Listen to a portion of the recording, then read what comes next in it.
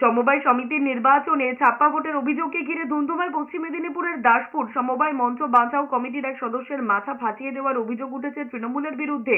পরিস্থিতি সামাল দিতে নামানো হয় র্যাব বিশাল পুলিশ বাহিনী। দাসপুর 1 নম্বর ব্লকের সুলতাননগর জোট গৌরাঙ্গ সমবায় কৃষি উন্নয়ন সমিতির 31 আসনের ভোট ঘিরে সকাল থেকেই উত্তপ্ত ছিল দাসপুর। বেলা যত গড়িয়েছে ততই গন্ডগোল বেড়েছে। সমবায় মঞ্চ বাঁচাও কমিটির অভিযোগ, বহিরাগতদের এনে ভোট লুট করেছে তৃণমূল। স্থানীয়রা বহিরাগতদের বাধা দিতেই উত্তপ্ত হয়ে ওঠে পরিস্থিতি। পুলিশ থাকা সত্ত্বেও কিভাবে বহিরাগতরা ছাপ্পা ভোট দিতে পারে তা নিয়ে ক্ষোভ উগরে দিয়েছেন মানুষজন। এক বহিরাগতকে ধরে মারধর করে পুলিশের গাড়িতে তুলে দেয় উত্তেজিত জনতা। প্রথমে এরা প্রতিরোধ করে সরিয়ে দেয়, কিন্তু দ্বিতীয়বার পুলিশের উপস্থিতিতে পুলিশ তাদের ক্যান্ডিডেটকে ঢুকিয়ে দিয়ে ওই 25 জনকে ভেতরে ঢুকিয়ে দিয়ে তারা ছাপ্পা ভোট দিয়ে গেছে। মাথা বাড়ি দিয়ে পালিয়ে গেছে, প্রশাসন কিছুই করেনি।